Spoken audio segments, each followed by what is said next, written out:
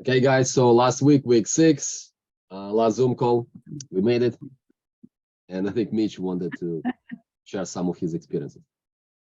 Not particularly, unless someone wants to know about my experience. Leanne, I'm wondering, like, do you have anything that you want to know of me or from me at this juncture?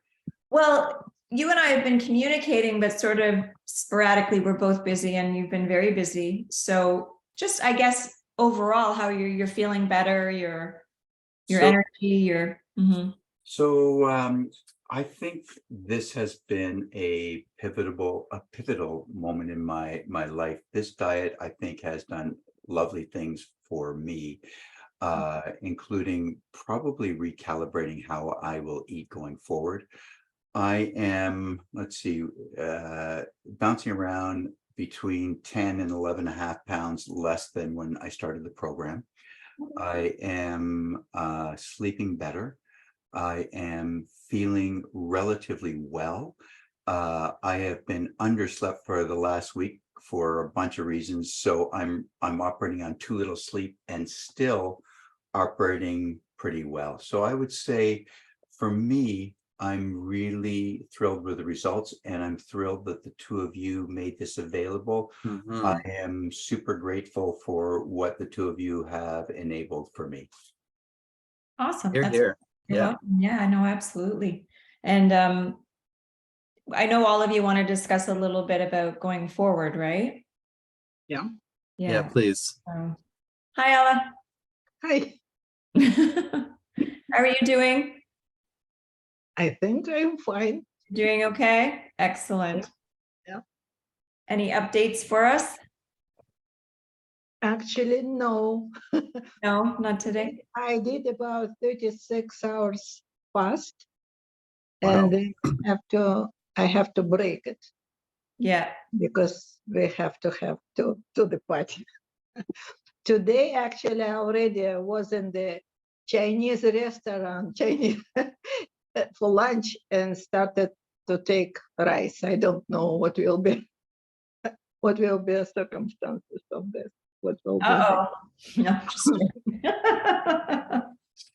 Well, not all rice are created equal. So No. actually, guys, just as a side note, wild rice, which is actually a grass, has a lot more nutrients. It's much better. But I mean, white Chinese. No, of course. I'm just sharing, we're talking about rice, right? So brown rice obviously isn't stripped, but it's notorious for having arsenic in it. So I always sort of, if you like rice, you can, and if you like white rice, what I recommend is you take a little bit of, maybe do like half wild rice and half white rice, and you make it together, and it still gives you that enjoyable white rice taste, but you're also getting the wild rice in there, which decreases the glycemic index because it's got the fiber and everything, right? And it's got the hull, the wild part. So it's a nice way to mix it up. Yeah. But does anyone have any particular questions about any of the whole grains or any of the pulses or beans that you wanted to go over, or anything in particular? Yes. What are your favorite beans from a pure, not flavor, but pure good for you standpoint? Oh, well, the soybeans win in terms of they have all the 8 essential amino acids, right? So you can't really beat that. And they have a lot of calcium. And the firmer, guys, just so you know, the firmer the tofu, if you use that form, the more calcium as well, right? So that's great. But lentils are easily digestible. The adzuki beans, I think I mentioned them last week. They're kind of like a therapeutic bean that they use in Japan.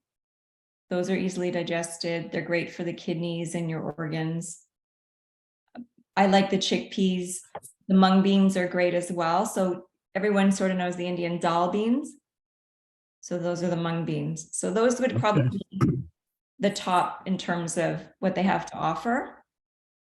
But they all have fiber and good fat, and they all have protein, and they all slow down, the sugar spike. So even adding a little bit of them in here or there, you don't have to have them every day, You don't even have to have them every week if you don't feel like it some weeks, but adding them into your, your overall diet in general is a pretty good idea. Not to replace animal protein and other things, but as a complement. Right? Or if you're struggling to get enough protein, you can add a little bit of them in there. It goes a long way. I think that would be the top ones. Lima beans have a lot of protein, but they're harder to digest.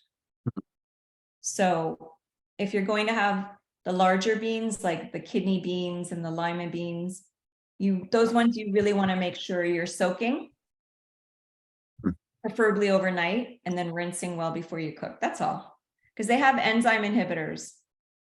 So some of the, the negative feedback, we've talked about the negative feedback about having too much animal protein or saturated fats, but if there's a negative with beans and pulses, which it's not to deter you, it's just to understand that they have certain inhibitors that make digestion a little bit more difficult, meaning if you have an impaired digestive system or you have issues going on with your gut, then you need to take a digestive enzyme and you need to work on that when you're eating them.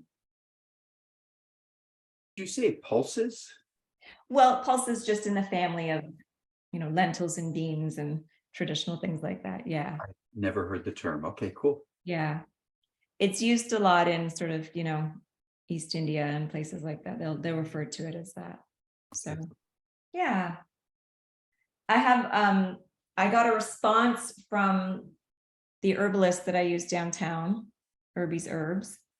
And a couple of weeks ago, you guys were asking about hair turning gray and hair loss. So I sent her an email and I just asked her, and it was interesting. So I'm not an herbalist, obviously, but I know the amla fruit is used for hair health. And she's saying it's great for hair loss as well. I'm just going to name off a couple of these. Ashwagandha, fenugreek, nettle root, which I think Mayada mentioned, alfalfa, and horsetail. So if any of you are interested in that for gray hair, losing hair, particularly for hair loss for men and stuff like that. I'm just looking at notes I took from people. Let's see if there's anything else here. And aloe vera and artichoke leaf. Now, with regards to whole grains in terms of protein, they would probably be like quinoa. Are you guys familiar with amaranth? Anyone? No, not the most popular one, but soba noodles as well. So, the big soba noodles, those are actually buckwheat. Those are really good as well. So spelt and kamut are sort of derivatives of wheat, but they have more nutrients and they have more iron and they're more easily digestible, and they're easier for people to digest who have any kind of gluten issue.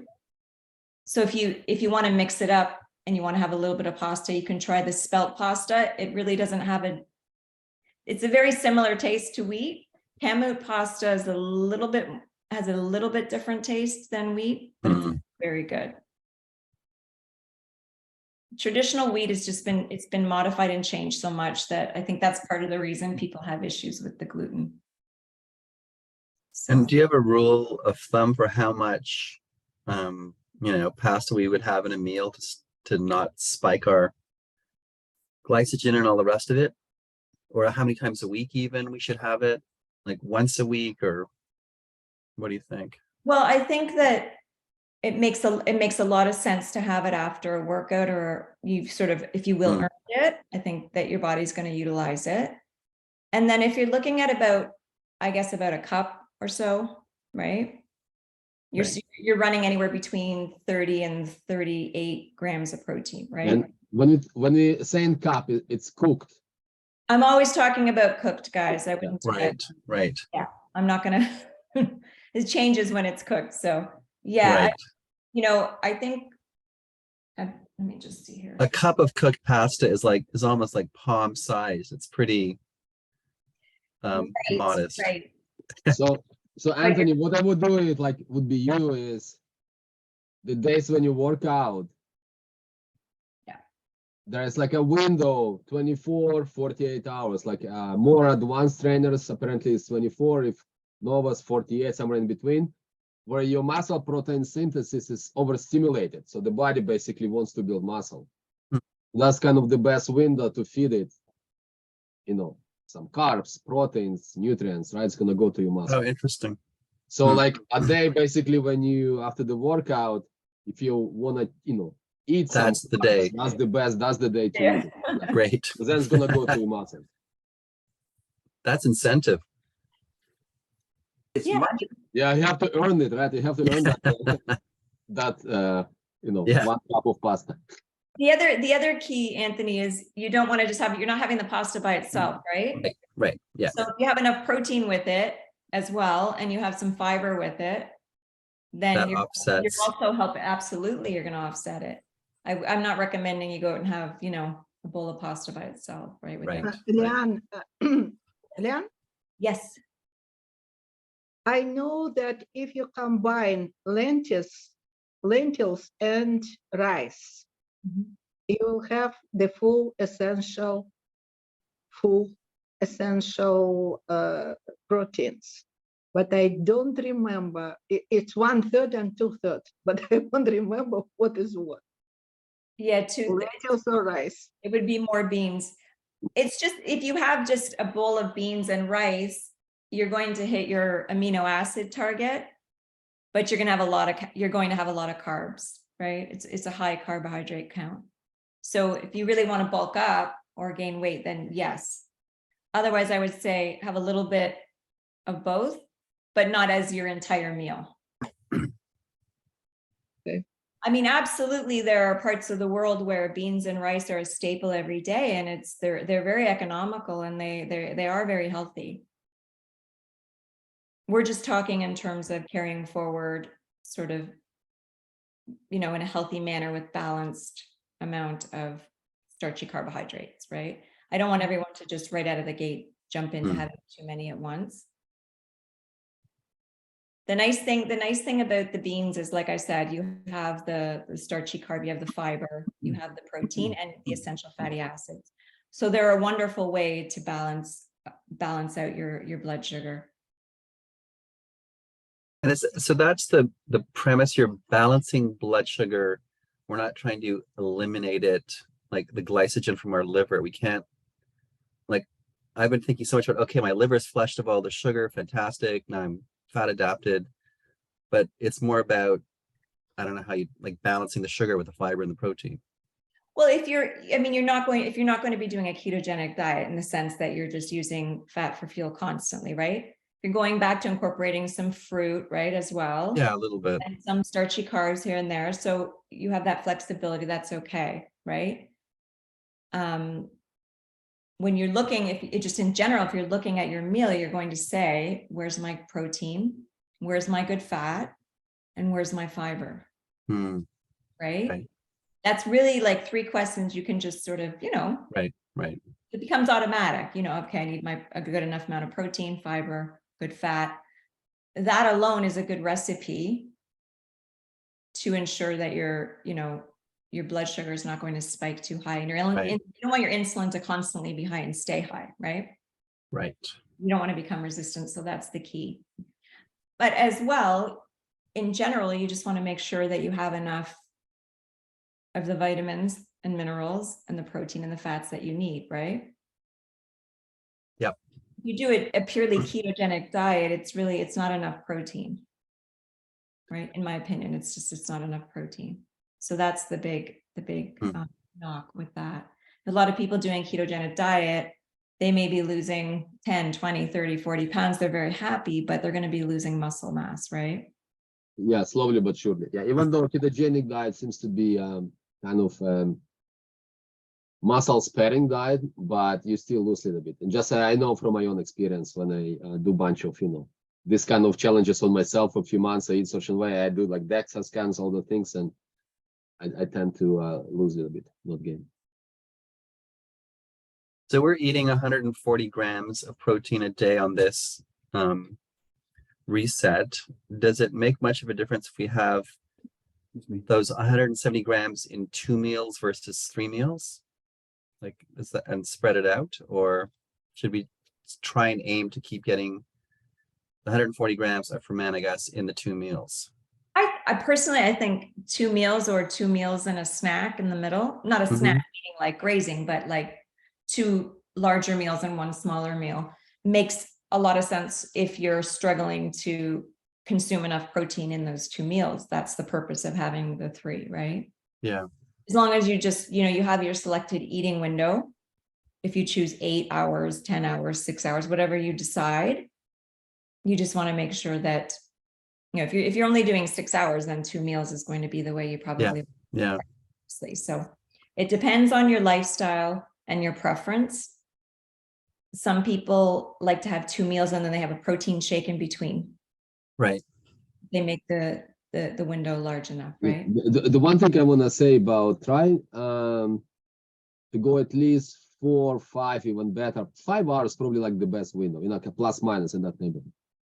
Because that leucine that will activate mTOR, activate muscle protein synthesis, as we discussed. So what happens? It activates muscle protein synthesis for about 2 hours. But the leucine in the blood still stays about the threshold for about 4 or 5 hours. So to stimulate that system again, it needs to come down first. So that's why you wait 4 or 5 hours at least before you consume another meal of protein. Then you're gonna activate it again. And if the scientists basically saying we don't know why it stimulates exactly the muscle protein synthesis only for 2 hours while leucine is high in the blood for 4 or 5 hours, the saying is probably it's such an energy demanding process to synthesize new muscle tissue, and the body just cannot spend all this energy on the muscle and not have enough for your body to function, for brain, for liver, all these other organs to do the work. So just be mindful about giving it 4 or 5 hours. So Andre, you're saying in an ideal world, you'd eat 2 meals within a 6-hour window, but you'd leave 4 to 5 hours between those 2 meals? Yeah, like I wouldn't eat more frequently or snack more frequently than every 4 hours would be the shortest window. Got it. Probably around 5 hours is kind of the right way to do it. Got it. Like for instance, and we might do it, Eliana, we're talking about doing more like the muscle building challenge. The recommendation would be not 2, not 3, 4 meals. Wow. Every 4 or 5 hours, 40 whatever gram protein, because that's what you need to do because then you're in anabolic state all the time, virtually, right? So you work out to create a stimulus and then you're in that anabolic state, not just for a couple hours in there, like pretty much all day. And then we throw in some TRT, some hormone replacement, and get jacked. That's very specific, Anthony. I don't know. Are you up for that? Yeah. Never say no. Talk to Alex. Yeah, really. Yeah. No, I think you have to be committed to having enough protein, right? If you're going to do 2 meals, that's the thing. Or you can extend it. I love my protein. Don't get me wrong. It's just, I've never weighed so much food in my life, just making sure everything is there. Yeah. You get used to it though after a while, right? You won't. For sure. It after a while. Yeah. It becomes second nature. It's true. Yeah. Mitch, did you have a question before? You were going to say something and then you got. I think I lost it. It'll come back. Okay. I have a question. Sure. Okay, so just about white rice. Like if you chill it, then theoretically it becomes resistant. If you heat it up again, does it become like normal rice again, or and at what temperature can you heat it up without it still being resistant starch?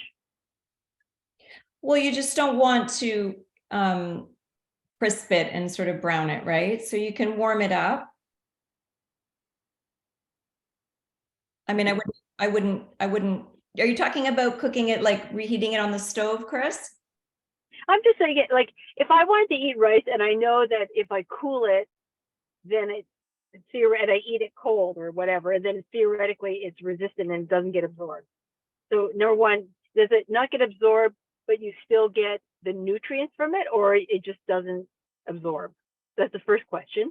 And I guess the second question is, what temperature can I heat it up with at that it still remains resistant? So I still get the benefits of not eating the sugar, getting the sugar rush, but you know, it doesn't taste like hard rock. Yeah, I don't think there's an exact temperature you have to worry about. I with white rice, there's not as many nutrients. It's going to be more starchy regardless. Okay. But that's okay as long as you're not, you know, as long as you're pairing it with other things like the fiber and enough protein and some good fats, right, Chris? Okay.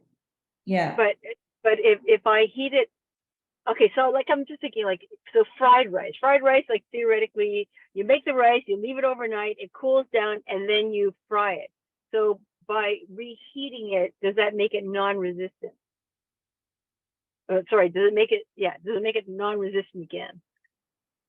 Yeah, I think it's better if you heat it, if that's really what you're going for. I mean, traditionally, fried rice became something you had leftover rice and people didn't know what to do.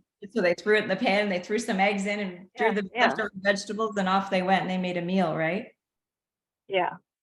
Yeah. I guess I was trying to figure out, how can I still eat rice and it be resistant, so I don't have to worry about the carbs and the sugars and.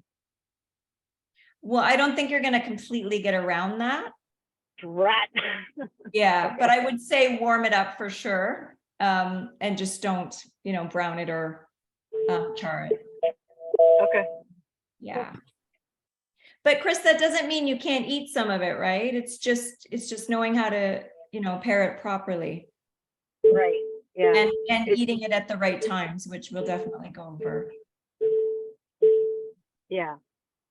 It's, you know, it's funny, you look at some of the things that we were eating before and you go, is it worth it? Yeah. I mean, I don't tell people not to eat certain things, especially if it's a staple or they love it, right? White rice, you know, is stripped. So you're losing the hull. So you're losing the fiber. So that's a negative to it, but it also has a better taste, right? Than some of not everyone likes brown rice, but that's okay as long as you put enough protein in with it. Mm-hmm. Mm-hmm. And I don't suggest, obviously, I'm not suggesting that it's something that you're going to eat and then, you know, retire for the night on the couch for 3 hours. It's something that you would want to have after, like we talked about before, resistance training or something else, or a nice hike, when you're going to put it to good use, right? When your body is going to utilize it. Okay. Yeah. Hi, Alex. Is it sunny over there, or you just want to be cool with your shades on? You're muted. Yeah, we can't hear you. Do I look like I'm trying to be cool? No, you look cool. I'm just wondering if you just look cool or it's actually really sunny out there. Pretty sunny. People have been talking about the shakes, like the shake with what? Because my typical shake would be with bananas and blueberries and flax seeds and as many things as I could put into it, and protein powder. So I'm assuming that's not going to fly as an in-between if I ever felt like it. Is it just like water and that's it? No. So we were doing the shakes very clean because it was for the reset, right? And so technically you weren't supposed to have anything other than the 2 meals, but we were adding, you know, a protein shake with water after a meal if you weren't able to have one of your 2 daily meals, you know, within an hour of your workout, because we didn't want you to lose any muscle. Okay. But going forward, you know, the flax is good. If you're using it, if you're utilizing it as part of your meal or as a smaller meal in between 2 meals. Andre was just talking about properly spacing it for, once you stimulate protein synthesis, you want to let that, he was basically saying you want to wait at least, you know, 4 or 5 hours, right? Yeah, just to optimize, you know, what you. So losing, it depends on what your goal is. So there's maintenance, and again, as long as you do it knowingly at certain times, that's okay, right? But in general, you just keep those rules in mind and you know that. It's just, I'm just giving people different options because not everyone wants to have that much protein in one meal. They wanted to spread it out a little more. So maybe your window's larger, right? Maybe you're doing, I think David Sinclair, he's only eating once a day, but some people, Dr. Sandra Patton, he was 12 hours. You know, he's not doing a tiny little window. He's doing 12 hours. So he is having 3 meals a day. So in that instance, he's able to do that as well. So I think one of the things to take away is the consistency is more important, guys, right? In terms of like, we'll go back to circadian rhythms again a little bit. So the consistency of, am I eating the same time every day? Within, you know, there's going to be days where it's not going to happen. You're at a party or you're out for dinner. But in general, if you can think about, you know, having your first meal of the day at the same time, obviously you want to do that, and ending at the same time. And if you go for that third meal or you go for that smaller third meal, just to follow, you know, the body, all of our cells have genes that turn on based on a circadian rhythm, right? Plants, everything. Like even plants, they expand their energy in the morning and they actually raise themselves up towards the sunlight. And at night, they don't want to expand the energy. They actually close down, right? That's circadian rhythm. That's their genes turning on. There's a timer on that. And we have that as well. So it helps the organs. Basically, your organs are going to do what they need to do. And they have a rhythm. They have that circadian rhythm. And they like to follow that schedule. So the more we can do that, the more we're helping our bodies, right? That goes along with, are we going to wake up around the same time? That's what usually we wake up in the morning at the same time. Whether we turn over and roll over and go back to sleep is a different issue. But we wake up, our body wakes us up because our body is saying, oh, there we go, it's time. And then we sometimes say, no, it's not. And we roll over and we go back to sleep. But the body's trying to keep that rhythm, right? It's trying to stay on that cycle. So again, it's just, these are just little things that go a long way and they add up over time. So I think I just want you to know that's more important than having an extremely small window, is having that consistency and making sure that you're getting enough protein, right? I think that would be more appropriate. I'm more concerned about people who have to go to work early in the morning and they're eating while they're at work and they're struggling to find ways to get enough protein in, right? So I think we've talked before about the mason jars. Did we talk about the large jars? Some of you remember? So you can put in your good fat, your olive oil, your dressing, and then you put in your heavier ingredients, whether it's chickpeas or chicken or whatever. And then you can put in your lettuce or vegetables, top it up, put a lid and take it to work. And then when you're ready to go, you just flip it, shake it, and eat it, right? You can also, if you're able to, if you work in a place where they have like a kitchen, you have your blender there, you can have a protein shake, you can bring something with you. Just takes a little bit more planning, right? But it's absolutely doable. I have rediscovered my earlier question. Sure. Andre, you were talking about best time to eat good whole grains would be in a window of 24 to 48 hours after workout. Did I hear that correctly? I would say more so during the 24 hours, maybe up to what the research shows that muscle protein synthesis is tend to be stimulated in novice trainees for about 48 hours, in advance for about 24 hours. So you guys been already doing it for, I don't know, 6 months or something. So I would put you somewhere in between. So just to play it safe, 24 hours. And is it best within the few hours immediately after, like 4 or 5 hours, or the first 2 or 3 hours? Yeah, as we discussed, if you work out and you're not planning on eating anything within a couple hours, then have a shake. Like give your muscle something within the first couple hours.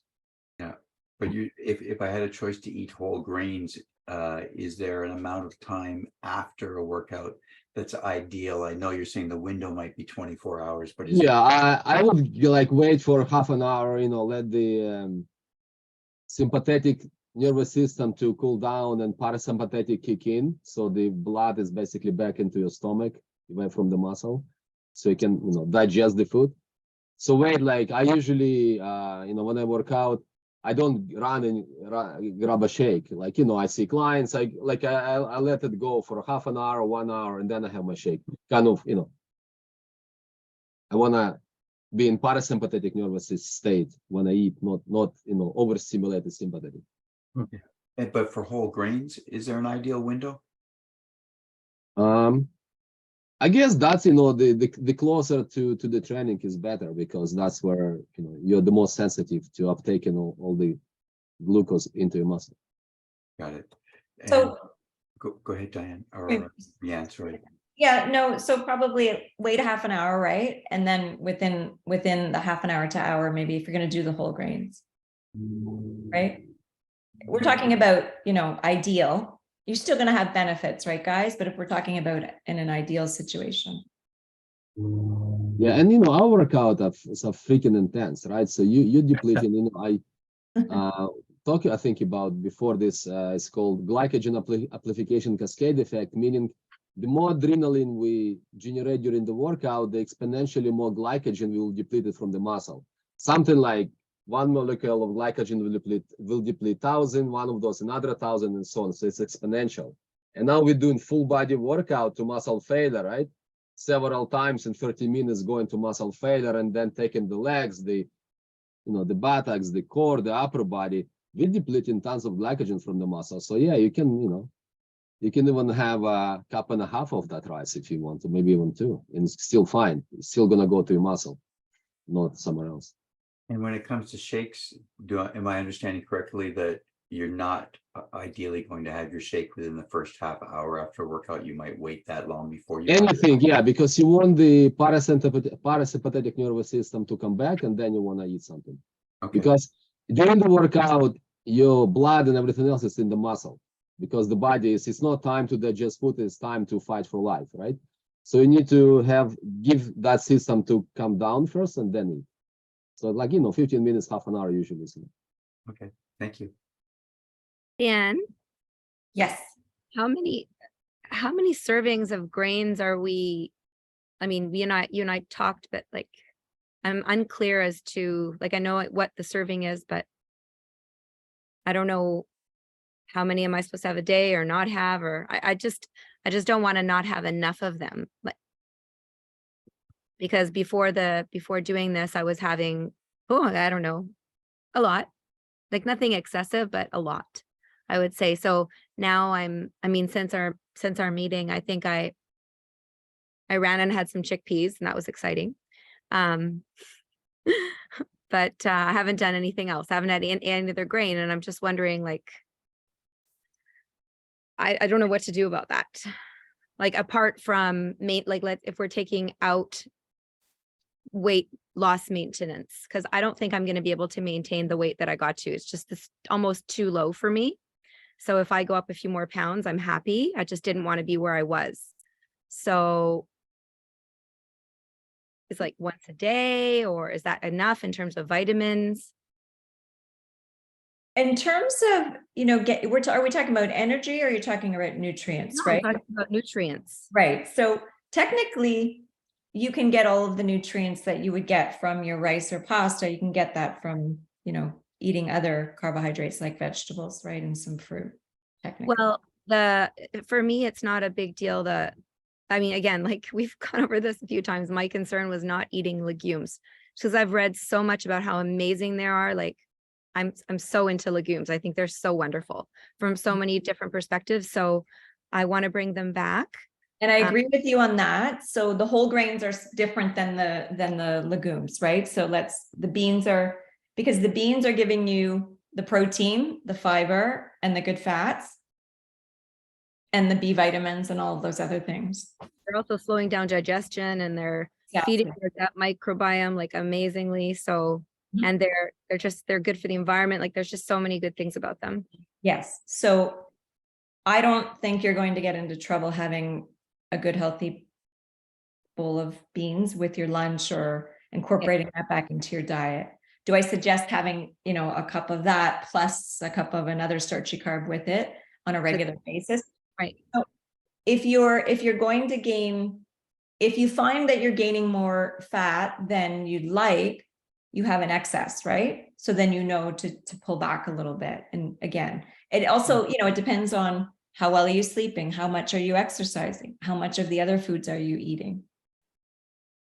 And I have another question. Okay. Yeah. I had there's a doctor I know, every Monday he fasts, like every single Monday. He's been doing it for a really long time. I thought that was interesting at the time. And he would be like, yes, today is Monday. And so I'm just having my black coffee. And I think that was like the only sort of deliberately intermittent fasting thing that he would do. But he said it had made a big difference in his life. Is that a good idea? Or is like, I just don't know, from all the different models out there, like there's just so much to choose from. So, you know, where do you begin? Because now that we can fast and I'm going to go and I'm not going to have a fast and be like, whoa, I don't have a fast. Like if I have a day where I eat in a way that I don't like, right? Could I kind of clean up the mess by having a fast kind of thing? It helps from a calorie perspective. I mean, I think one of the best things we can do is intermittently fast and have a set window each day where we eat and where we give our body the rest to right? Versus doing long full fasts on a regular basis, because you might run the risk of losing some muscle. Does that mean you can't do some people fast every Sunday, some people fast every other week, right? Mm-hmm. But if your goal is to maintain your muscle mass and maintain your health, then doing what we were doing, but maybe expanding the window a little bit and incorporating some of the foods you like back, it's a really good balance. If you feel seasonally, if you feel like you need to do a fast, you can do a 2-day fast, you can do a 1-day fast, that's fine as well. If the question is, do I feel like you need to do a weekly fast every week? I don't think you need to do it every week, no, or every month. Okay. Yeah. And as you mentioned, what tend to happen is It's muscle. Monday is a good day because we tend to overeat on weekends. You know, we have parties and people, and so that's probably why he does it Mondays.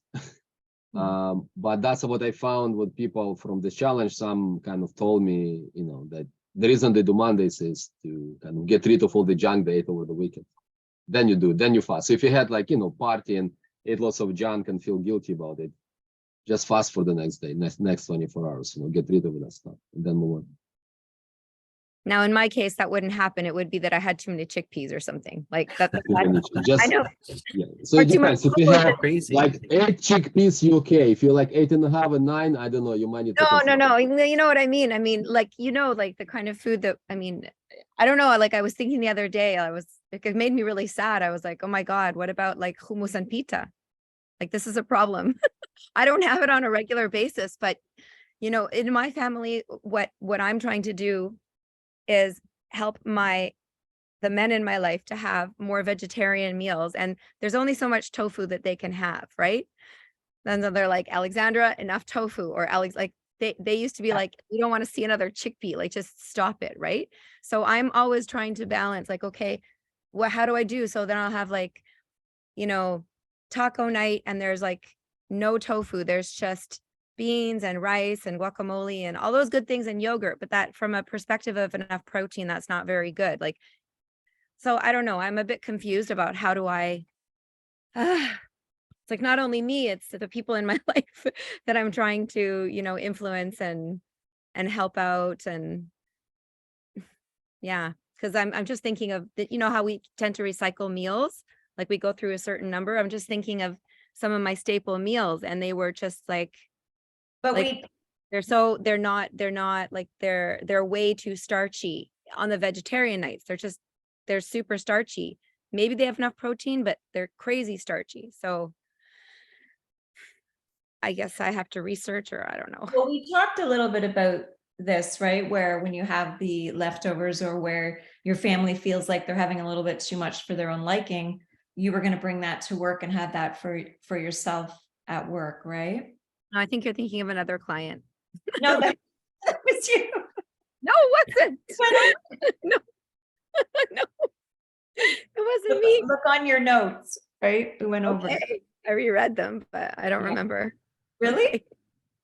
Really, I didn't see that. I'll go over it Yeah, again. we talked about when for bringing some of them to school so that you can have that extra amount that you want that maybe they don't want to have later on in the day.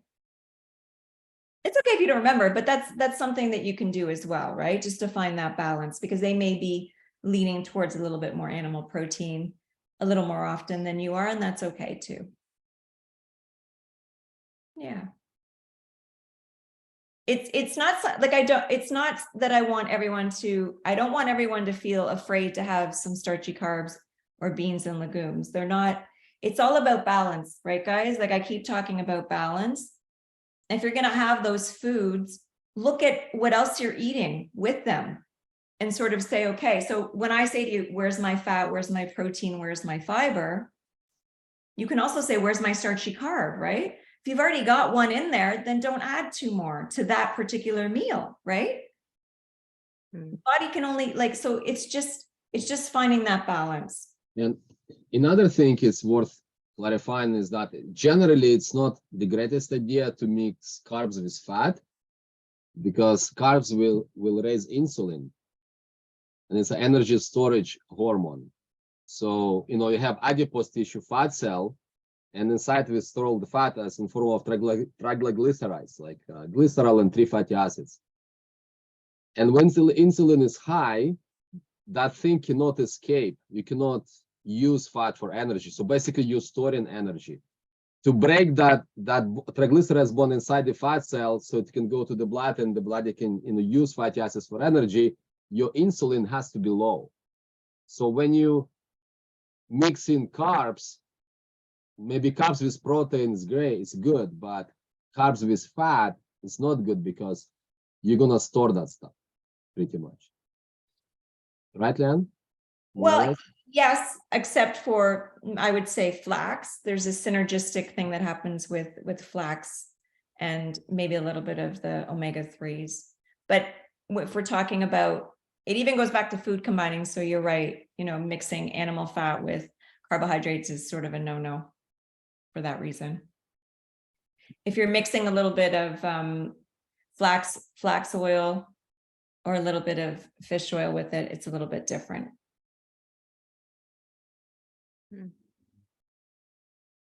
Hi, Kim. I thought it started at 8, so I'm sorry for being late. No, it's nice to see you. How are you doing? I'm doing okay. You're doing okay? Busy, yeah. Busy. How did you make out over the last? I think I was fine. I think what's interesting to me, what I was recognizing this week, since we were talking about it on the Slack channel, is just that realizing the cravings I had earlier in the period, I don't have as much anymore. Like I don't feel the need to snack like I used to. Yeah. So I'm hoping not to reverse that progress. And yeah, I think someone asked about fast, continuing the fast. And I liked what, I came in when Andre was saying, if you are doing junk, then that the day after you can fast. So I think that may be a good practice to take with me as I move forward. Mm-hmm. It's sort of balancing out that teeter-totter, right? And we're talking a few times, guys, if you load up on a Saturday night party and then you just balance it out, right? Yeah. It does help. Yeah. I just wouldn't recommend everyone sort of, fasting every weekend and overdoing it. That's all. It's just finding that balance, right? I don't know what these parties, you guys are like party animals. I don't know what parties I'm gonna go to. Maybe it's just an excuse, people go out for dinner on Saturday night, right? They tend to, or they're not on the go, so they can actually sit and eat all those things they didn't have time to do all week. Yeah, Party of one. yeah. Hmm. So you Yeah. find, yes. I was just gonna ask, do you have any familiarity with any of the fasting mimicking diets like Prolon or anything like that? Is that something you're familiar with? Which one? The fasting mimicking diets, like there are companies like Prolon that get you on super low calories to mimic fasting for a week. But maybe it's not something you're familiar with. I was curious. It's developed by Walter Longo in USC. Mhm. No, not particularly, Chris. Is that something you guys been reading up about? We've done it a couple times, and it's amazing how few calories we get through a week on. I'm now with this week under or this 6 weeks under our belt. I look back at that and go, I wonder how protein deficient and how much muscle we lost in the process. But it was operating on very few calories a day, like maybe 600 a day for 5 days, and felt great. Lost weight, that kind of thing. Yeah. And how many calories are you like, just to give me ballpark, Mitch? Yeah, it's So very the first day, the first day was about 1,000 calories, and then each subsequent day is about 620.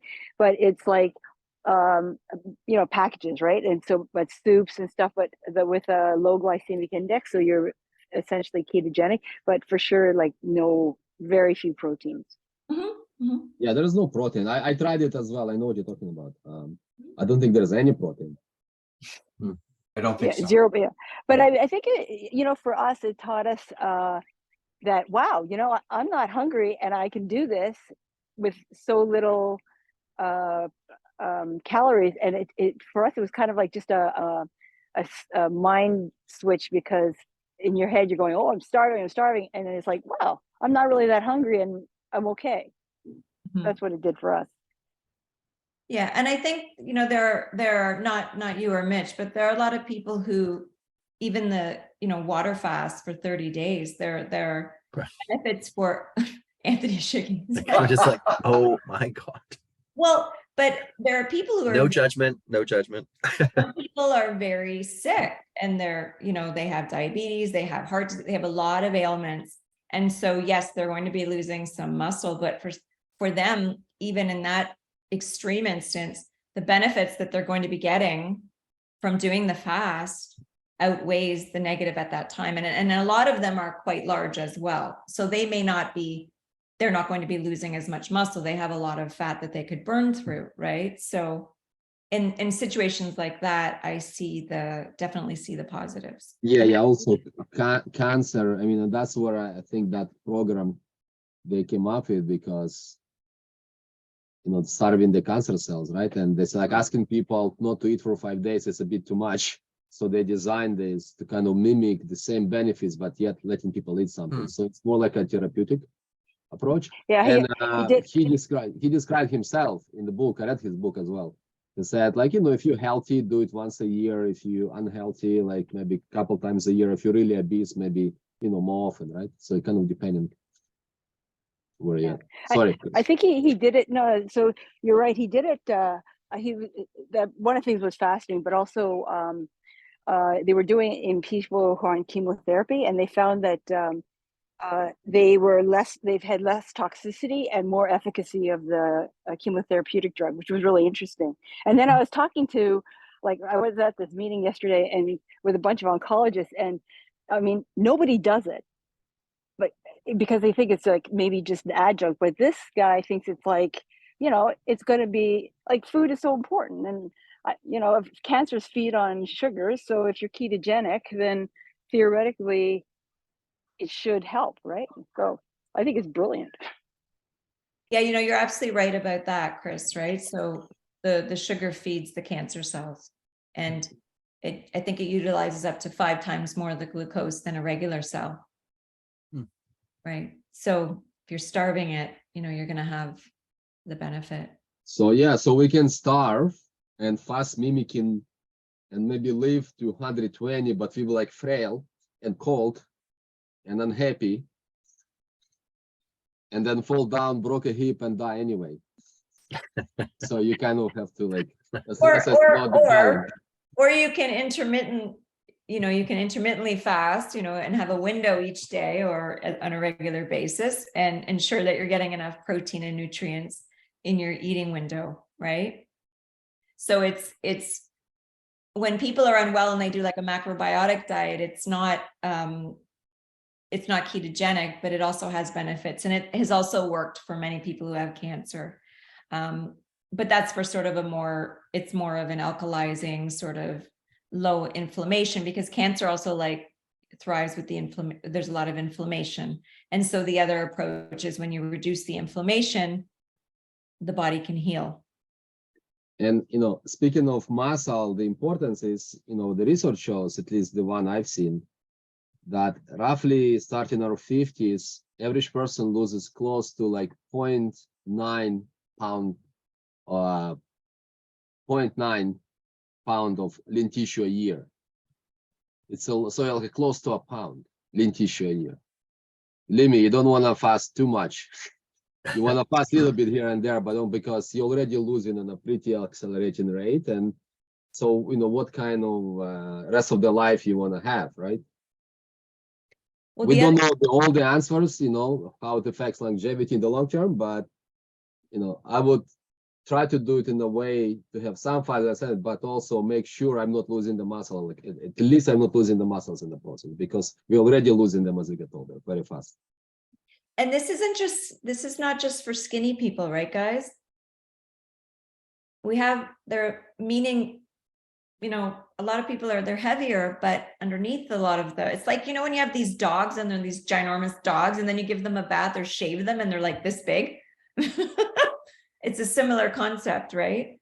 So you can be heavier set and lose a lot of muscle, but what happens if you become ill? And you lose a lot of, if you don't have a lot of muscle mass or a lot of fat, and you're elderly and you get sick or you fall or something happens, there's no room for error there. You don't have a lot you don't have a lot to back you up. Exactly. Or if you have an injury and then all of a sudden you can't walk or exercise anymore. If you don't have a little bit of buffer there, you're in big trouble really quickly. And there are plenty of studies that show that the hospital stays shorter for people who have more lean muscle tissue. Some doctors, there's a doctor from, I think, Calgary, suggested that lean muscle tissue should be one of those vital signs when doctors assess patients, because it's such a predictor of how people will do, health-wise. Yeah. So I know I talked, I think in week 2, just about sometimes when we're ill, we have to be more extreme to bring us back into that balance. And, the diet that you and Chris were doing, Mitch, is it's more extreme to help people swing back to that balance, because the glucose does feed the cancer, because inflammation feeds all of it, right? So there are a few different approaches. Sometimes people in the Middle East, they're using heat therapy as well, right? For things like cancer and stuff like that. But and I bet you for those, sorry, Lan, I thought you were done.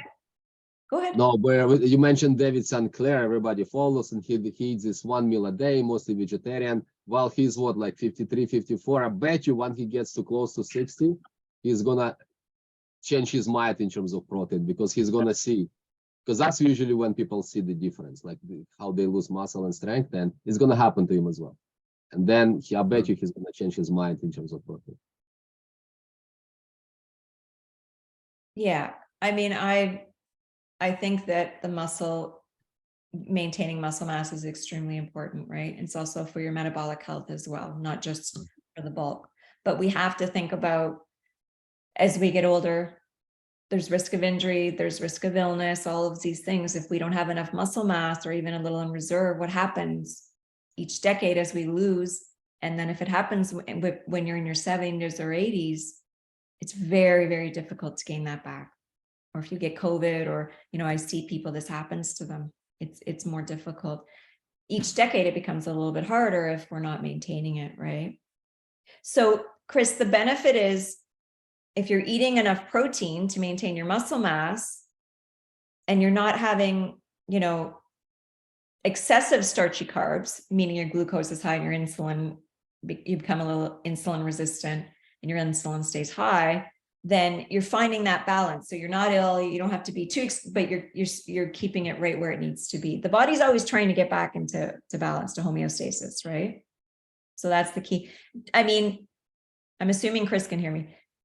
With regards to the resistant starch, I mean, if you've refrigerated it overnight, it's resistant. Don't worry about it. You don't have to eat it cold, so you can, because you're kind of taking away the benefit of enjoying it by eating it cold. So it's okay to warm it up. There's nothing showing that it decreases it. If that makes sense. I'm assuming she's there, right, Mitch? I Yes, don't- I'm here. Oh, Yes, okay. I'm I was here. gonna say, Yeah. we'd bring her to this section if she wasn't. Is she making you eat really cold rice, Mitch? No, I would not fall for that. She might try, but no. No, I was just trying to find a way to cheat. That's what I was trying to do. Well, Like, I mean, yeah. This whole diet, I've really enjoyed the concept. I've learned to cook a different way, like with monk fruit, with, like, you know, cutting down the carbs, but I still like, there's certain things I like, and I'm trying to think just long term, how would I get around it? So I could still have what I want, but not, you know, have the negative benefits. That's Yeah, what just I'm maybe thinking. not every day, as we discussed. Do it, you know, strategically, targeted approach. Yeah. So. Yeah. I'm not really a minimalist type of girl. Yeah. My key with you is just making sure you're getting enough protein as well, right? So I'm not Yeah. as worried about, so, but we'll definitely, you know, find ways for that for sure. That's the goal there. Yeah. Leanne, one other question just about autophagy. If you do, when you were doing your water fast, maybe at like day 3, 4, you started with autophagy. Do you think that if you're not doing it every day, but you're intermittently fasting, and you're ketogenic, like for instance, we've been doing this for 6 weeks, do you think we get some autophagy? Yeah, I mean, absolutely. And yeah, Alla's shaking yes, she knows. See, she knows. Absolutely. It's part of the process of life. It just decreases as we get older too, right, Chris? Okay. So, you know, Andre's not calling it like ketogenic per se. You become fat adapted, so you're in keto, but a keto would be a much lower protein per day. And probably lower fat too, right? Or sorry, much lower protein and lower fiber too. So you're considering doing like a longer fast? Are you asking, like, are you basically saying, do I need to do a longer fast to really target that? I mean, the research is showing that the longer you're in the fast, the more the benefit, that you get into the deeper, right? So it's something that you could do, but it's not something that I think you have to do, because like you don't want to do it too often. Like if you do the long one, like, you know, 3 day or so, probably like once every 6 months or a year, right? You don't want to do it because you're gonna lose muscle. what I typically do, which I'm not telling anyone they have to do, is I'll typically once or twice a year I'll do like a 3-4 day fast. Yeah. The full week fast, I only did the one time. I wouldn't really do it again because I don't have a lot of fat to you know, to give to the program. So, To lose. right. So then I know I'm losing muscle mass. So that's not worth it, right? It's all about balancing out the gains and the losses. Literally, no pun intended. So do you think you need to digest all your extra, like, excessive fat before you actually start breaking up your senescent cells, or like, The protein, or do you think just after? No, I'm saying just to get into autophagy. Do you break, if you're not eating anything, you break down muscles. Do you start digesting your fat, and then after you've kind of used up all your energy from your fat, then you break down your senescent cells, or do you think it's just kind of a little bit of everything? I think it's a bit of everything, but I also think, your body needs a lot of protein, right? So your body will do whatever it can. First, it'll take whatever you're feeding, then it'll take your reserves, but it'll absolutely start shaving off, your muscle if it needs certain nutrients and things to do the building that it needs to do, right? And I was reading too, the other thing to remember is, guys, is having a little bit of fat under the skin isn't the worst thing. It's actually one of the healthiest places to put it. Meaning, and we don't all apparently have the same storage, right? Capacity. I don't just mean like our physical size, I just mean like our bodies. So you want to have a little bit of, if you're going to have it, the good place to have it is a little bit under the skin. You don't want it on your organs. You don't want it, the visceral, right? So I know we all sort of say, oh, I don't like that little bit here, but if it's in the right place, it's not as dangerous as in the wrong place, right? But you got to think of it like a little bit like a bear in the winter, like just a little bit, like you want to have a little bit of reserve, right? In case you need it. And that's what traditionally we were like. We didn't always get 2 meals or 3 meals a day. When there was no fridge for us to go wander into the cave and I'm going to go to the fridge and grab something, right? It just didn't happen like that. And so that's why we have, the longevity genes. That's why things turn on and off, right? So we just also moving daily, it's a big deal as well in terms of visceral fat, because there's people who are more sedentary, they accumulate visceral fat much faster versus people who just, doing 7,000-10,000 steps a day. So, going for walks and just moving around, these days we all work from home. It's not me, but some of you guys, you need to get out there and get those 10,000 steps every day. Otherwise you'll be accumulating visceral fat. Yeah, and it's not just I'm going to work out, 3 times or 4 times a week, and then the rest of the time I'm not going to move and walk at all, right? It's not like, okay, I did my workout, now I can just sit for the rest of the, right? We do want to, we want to move around. So, and we want the sunshine, right, guys? Because it's hard enough in Canada. When it's here, we want to make use of it, especially in the morning. And today, not today. Not today, Ella? Yeah, a lot of sunshine and a lot of heat. Yeah, we're getting the last year or so, we're getting a little bit of the one extreme to the other, right? But in moderation, get a little bit and then you can go into the shade. I recently listened podcast and one relatively young former nurse and now in function medicine, she approximately close to 40s. And she said that for young people or in 40s and healthy people, she actually, and she is expert in intermittent fasting. Actually, the whole podcast was about intermittent fasting.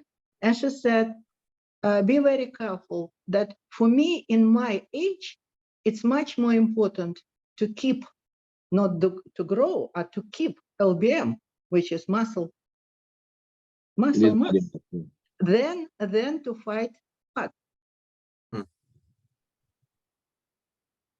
So the longer intermittent, yes, for disease, for something. So how I understand what was actually, how I see this program can benefit people.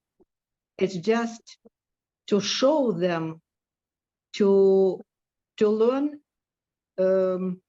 metabolic flexibility, that if food is not available, they are not feeling starving, they are not feeling that they couldn't survive this couple of hours without. So that's the whole idea of the program as I see it. And as soon as the people actually learn that they can live necessarily without food, then it's okay. They can eat when when glucose is available. And if it's not, they can go around feeling okay. So the whole program, I think, is about to learn to find what the metabolic flexibility is. Mhm. From fat burning to in the intermittent or interfasting phase, or in the fat phase when we eat whatever we eat. Usually it's because it doesn't matter what we eat, insulin is still growing. Even protein sometimes secrete more insulin than glucose, actually. By the way, the least secreting insulin is when we eat fat. That's why ketogenic diet is to eat a lot of fat in order to tame insulin. Hmm. Proteins, all proteins, and especially animal proteins and milk proteins, is very insulin dependent. Yeah, I mean, like milk is a good example, right? So milk is high fat, but then we all just, it became, oh, we're afraid of fat. So they started making 2%, then 1%, then no fat. And you're changing something that nature made in a whole form, like sugarcane, for example. If you eat the sugarcane with the fiber in it, it's okay. But they extract the sugar from it and they separate it, right? And this is what happens. Like modern refined sugar, and that's a man-made concept, right? That's not how it was. So when even the term whole foods, even the grocery store Whole Foods, the concept is that you have it in its whole form. So usually you're going to have, if not some fat, milk will have some good fat, but you're going to have, even in an apple, you're going to have that fiber. You're going to have the skin.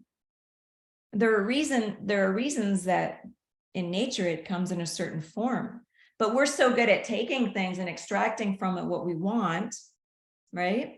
And cutting it up and turning it into something that is much higher glucose spike, right? Forces the insulin, right? And it becomes the issue. Again, it's that imbalance. So protein will do that, but not in the same way that, refined sugar will. And not, yeah, but because most of the people eating sugar-based or glucose-based or carbohydrate-based food. That's why it's looking like, yes. But most important is insulin. It's not sugar. Insulin, whatever it is. So if you eat protein, insulin resistant. If you eat protein, it will go up and it will come down. But if you eat too much sugar, right, it'll stay in your blood and your insulin has to be released, but it'll stay in your blood longer. It's very dangerous, right? You're right, there's no disease of fat, there's only a disease of sugar, right?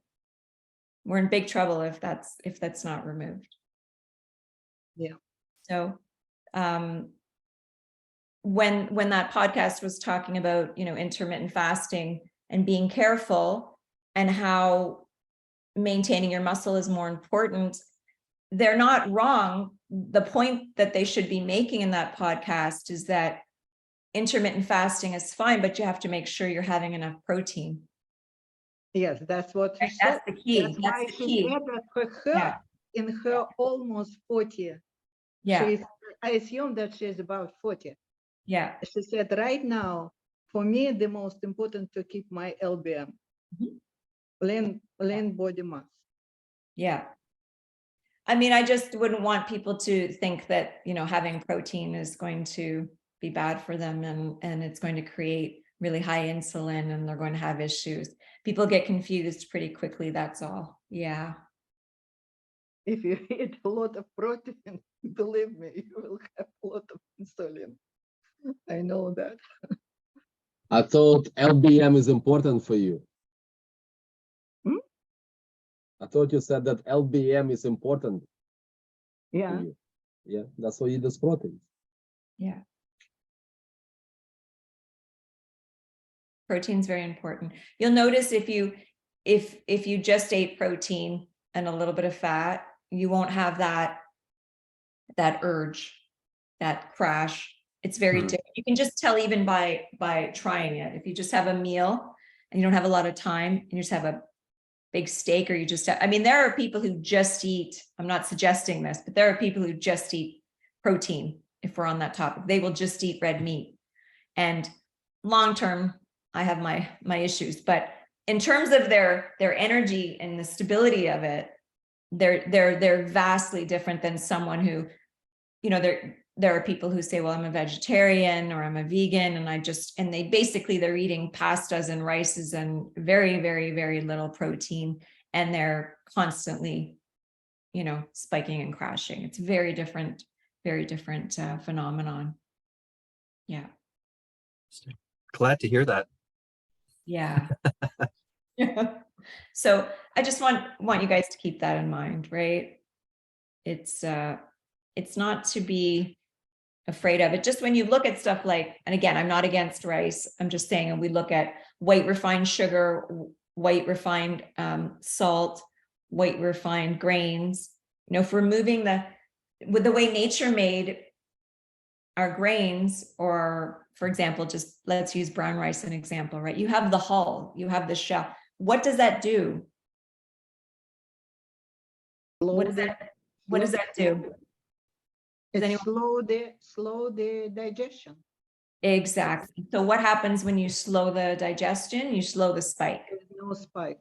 Exactly. So we can cheat it with a little bit of resistant starch, but it's it depends what the goal is, right, guys? If the goal is I want to enjoy it because I like it, that's okay. You're achieving that. I'm just talking in general about how, you know, nature set things in a way that allowed us to have those foods, you know, this phenomenon of going up and down like yo-yos. That's our own doing. That's of our own making, right? So when I say to you, if you're going to have those things, that's great. Use it, take it when your body can utilize it, and keep in mind what else you're eating it with. That's really the key, right? Because life's about enjoyment too.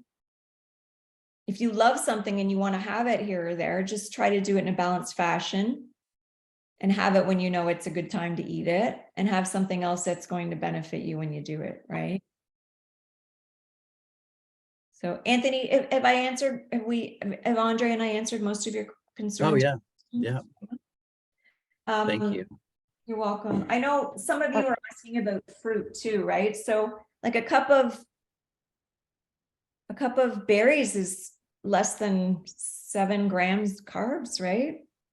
You can have I'm a fan of watermelon. I mean, it's 92% or something water, and it's got a lot of magnesium and potassium and things like that in it, a little bit of copper. So there's nothing wrong with having a little bit of those foods, or, you know, an apple. I think half an apple is about, I don't know, 8 to 10 grams. A full apple is okay. It's just, do I recommend just having the fruit on its own and nothing else for, you know, another 4 or 5 hours? Probably not. I would suggest maybe having some and then following it up with yogurt or a protein shake or something else, or throwing it in, you know, your shake or some yogurt, right? That would be my suggestion. Again, that's just in an ideal world. If having a little bit of fruit in the summer when you feel like it is certainly not going to harm you, and it's certainly not going to ruin all the hard work you guys have put in. It's just thinking about, you know, these are low enough, and try to have them with the skin, right? If you're going to have an apple, don't peel it and then cook it. Then you're right. Have the apple, eat the apple. You've got the skin, you've got the fiber in there, right? What's the issue with cooking it? Honey. Pardon me, Andre? What about honey? Isn't it 100% fructose? There is no sucrose in it. Honey? So technically it doesn't spike insulin, it does it. Honey. Oh, honey's pretty, yeah, I wouldn't have it on its own. It's got a lot of benefits. But yeah, it's 100% fructose, right? There is no sucrose in it. But it's natural. It is. It is. It's still Hi. I love, we were in Israel in last August, and they made such a good honey there. And like we brought some here. You cannot buy it like this honey here in the store. I love it. It's And- my like a cheat. It's your go-to? Yeah. Yeah, I love the maple syrup, you know, those little maple syrup candies. I could eat them. Oh, Leanne, what's the problem with cooking fruit? it just increases the sugar, right? It just increases it. So eating it in its raw form, take some of the fiber out of it, take some of the water out of it, so it just goes up a notch. That's all. It's not, you know, it's not bad. It's just if you can eat it with the skin on, with the water content and the fiber there intact, it's just better. That's all. And just a question about if you're diabetic, what are your thoughts about like diabetics maintaining their blood sugar? So like, you know, eat breakfast and a mid-morning snack and then lunch and then, you know, mid-afternoon snack and dinner. What are your thoughts about that? My thoughts about the way currently people with, you know, diabetes are being taught in hospitals and typical physician, I think it's doing a disservice. I really do. I think it's a huge disservice. I've seen people have to be in the hospital because they're so sick from diabetes, and then I've seen the food that they're being told to eat at the hospital, and it's not helping them, right? So traditionally, and even, you know, myself 12 years ago, I didn't have a choice. I most often had to recommend that people have snacks. And the reason was, unless they were bodybuilders or they were very, very smart, was people were terrified of fat. People were terrified of having too much protein. And you just couldn't convince them, unless they were an athlete. I was working with like certain athletes, you couldn't convince them to have enough.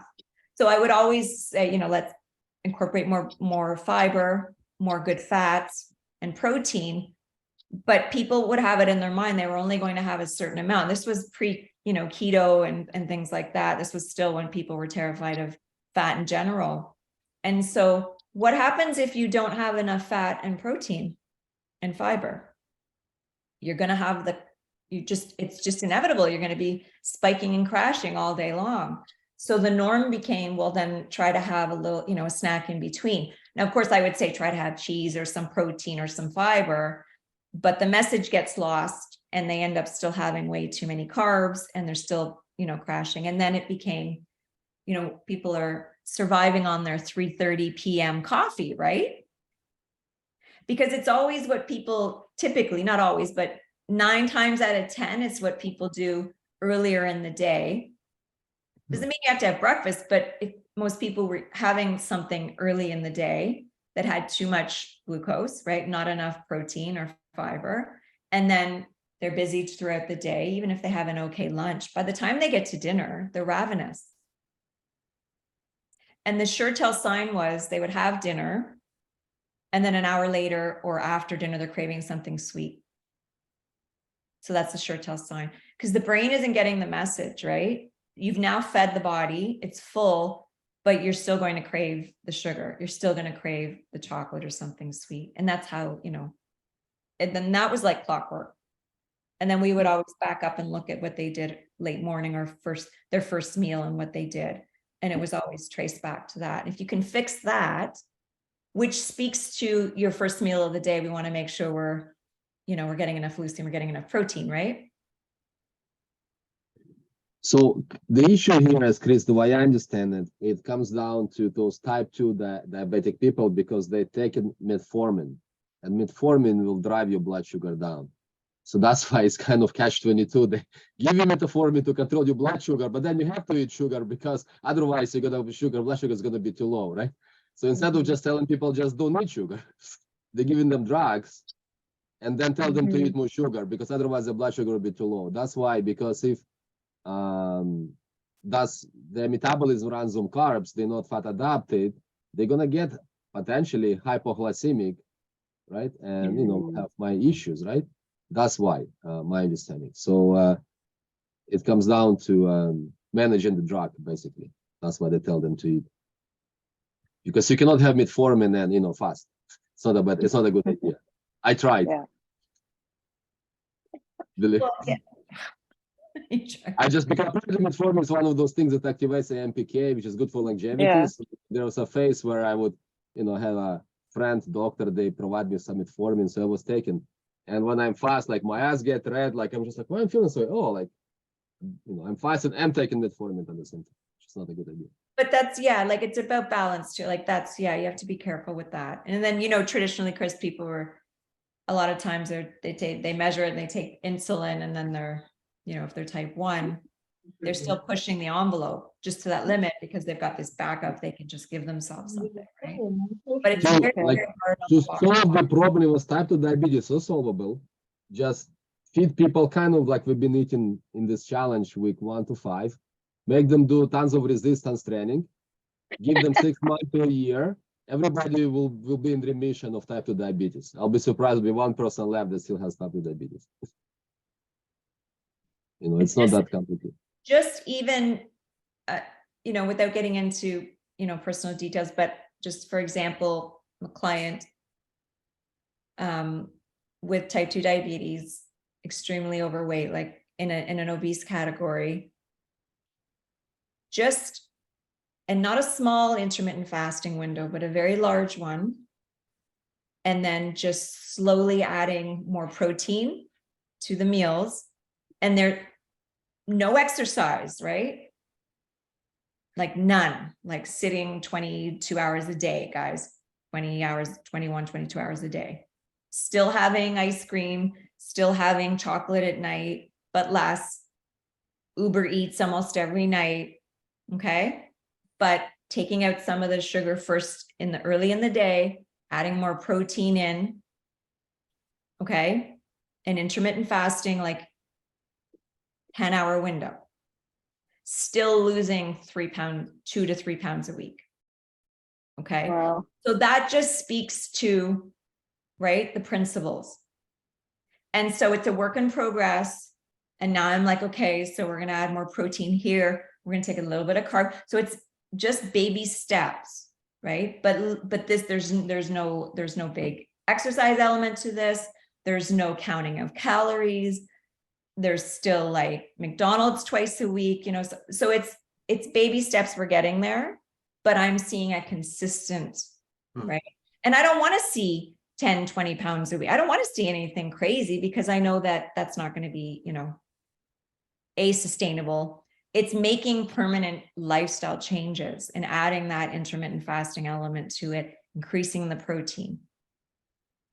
Because if I'm dealing with someone who doesn't cook, and who's ordering out, then we're going on Uber Eats and I'm saying, okay, let's find healthier Uber Eats. Can we add a little bit of vegetable to this? But if you compared it to, it's like someone, if you go to a yoga class, right? It doesn't matter what level you're at. You're getting 100% of the benefit because that's where you're walking in at. So you don't need to look to the person beside you and say, well, how come they're doing, perfect ballerina pose? And you're sort of, using a band and holding yourself up. It doesn't matter. You're getting 100% of that benefit. So I just wanted to give you guys, share with you that example because it speaks to, the principles, right? And yeah, it's maintainable. It's maintainable. And you'll know, if you start to feel like you're having that energy lull, if you're starting to have that, I need coffee or the sugar, the craving, then you know what you need to do, right? You just have to, recalibrate, brush yourself off and go, okay, what am I supposed to be doing here, right? Protein, fiber, good fats, intermittent fasting, balance. Yeah. What do you think, Andre? Nothing. Yeah. Does anyone else have any questions or? Are we gathering next week or are we? No, we're done. This is it. Yeah, speaking of that, so the other was, we thought about it, and I think it would be a good idea because it's kind of the challenge is over and it's over. But many people, in fact, I guess most that I see in person, tell me that they'll probably continue another round, another 6 weeks, and so on and so forth. So what I thought would be good, what we'll do actually, sometimes, before next week, set up a private Facebook group community only for the graduates of this challenge. We will invite people from the previous challenge as well. And then, you kind of have little community where, you just can chat and share your experiences and kind of maintain that sense of community if you want. And then maybe once in a while, Jan and I will, walk in there and see what's happening. Cool. It sounds like a plan. Yeah. I want to thank you so much. Everybody has been great and contributed so much, Definitely. and we've learned so much from both of you guys and the whole group in general. So it's really been an interesting experience. Oh, you're welcome. Absolutely. It's a privilege, right? To help people out and just to, put that trust in us, right? It's your health and longevity. So you guys should all be proud of yourself. Yeah, I do. Absolutely. So Game Yeah. changer. That's what I'm going to call the two of you. Game changer. And you can eat meat. there you go. Yeah. Very critical. Yeah.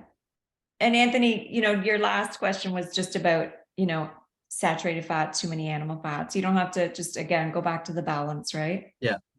Yeah. It's all good. Very Buddhist, all in balance. So It works. That's the Yeah. key.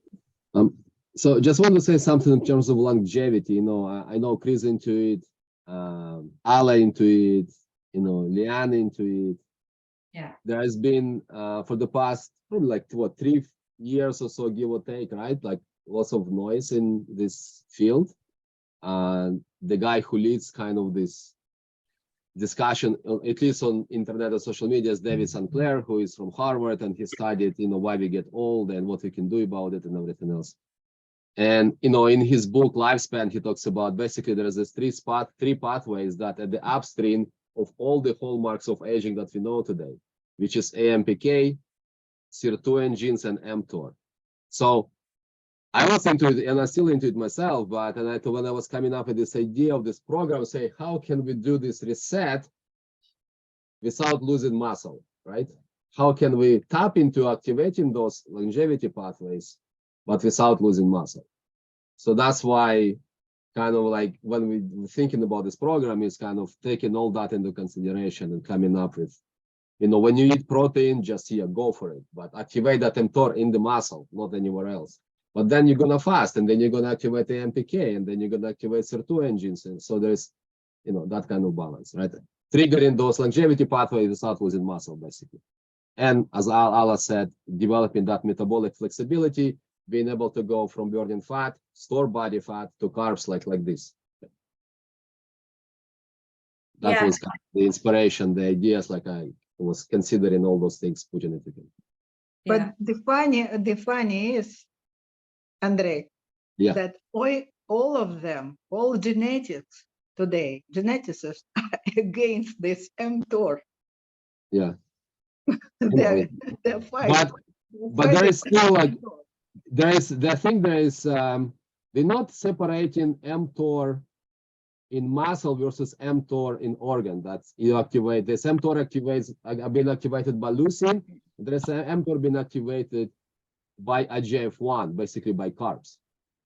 So there's, I don't think didn't send you a paper or something, Chris, in the beginning, where they done study when activating mTOR via exercise, it's a good thing. Actually, it was protective against cancer, right? So there's you want to target muscle mTOR, not the like systemic mTOR from IGF-1 from carbs. Which means to do. Yeah. And none of them talk about it. There's a couple doctors that understand muscle, like Doug McGough. I'll share, he talks about mTOR.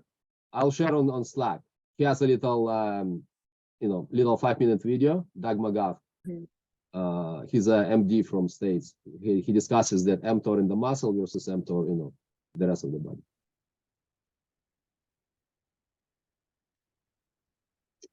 You need mTOR and you need AMPK. You need the balanced catabolic anabolic, right, guys?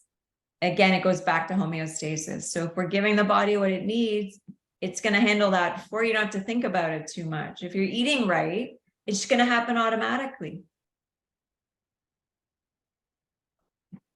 So when you Because have, even, so Go ahead. let's say if you eat 2 meals, right? And you eat the way we eat right now.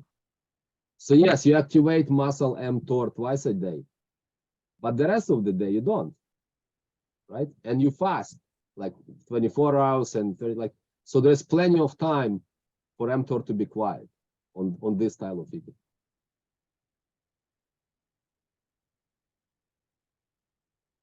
That's, my kind of current. I also think about the things all the time, and it bothered me, like, how can you, because I see firsthand how we lose muscle. It's not hypothetical. I see it in people that come to me, and it's the same story. When I do introductory session, people tell me, oh, it's me. Like, I know it's everybody, it's not you. Like, it's just, that's what happens to us. So there's an issue. Like, none of those longevity experts talk enough about lean muscle tissue and maintain it. And you need protein for it. You cannot do it otherwise. You cannot. And you have to eat protein. And exercise, strength training. You have. and if you're not getting enough protein, then your body's going to take it where it needs it, right? From the muscle. That's right. Exactly. Think about that too. It'll Right. don't have enough here. I know where I can go get some. And it'll go get And it. muscle produce those myokines. There's hundreds of those, right? That regulate the function of the brain, the bones, heart, you name it, blah, blah, blah, blah, blah. It's such a organ. There's somebody even, I still don't understand the connection, but I heard some people claiming that muscle is the most important organ. Basically, we have the rest of the organs just to support our muscle. I don't remember the connection, how they came to that conclusion, but, but I would agree that muscle should be at the LBM, as Ala saying. It's a big deal. One of the number one reasons for our nervous system, our brain, whether we like to acknowledge it or not, exists is to move our muscles, to move our bodies, to move the muscles, right? That's how it started. It's evolved, but that's if you break it back to the basics, that's what it's there for. It's to help you move them, right? Yeah. That, taking your shirt off on the beach, like. Yeah, exactly. And you can't have, cancer and those diseases. You can't just blame one thing. And if there's no inflammation, then that disease can't thrive, right? It can't. There's always inflammation present. It's the common denominator. If you look at it in all of them, is the inflammation. So, yeah. I think Anthony's gone. Thank you very much. All right. Thank you. Well, we're still on all week. If you guys have any more questions, you know where to find us. Absolutely. Yeah. Thank you again. Oh, you're so Yeah, huge thanks. Huge thanks. welcome, Anthony. Okay, guys, have a great Okay, night. guys. Thanks, guys. Take care. Um, Bye. Bye. Thank you. Ala, you stay. Yeah.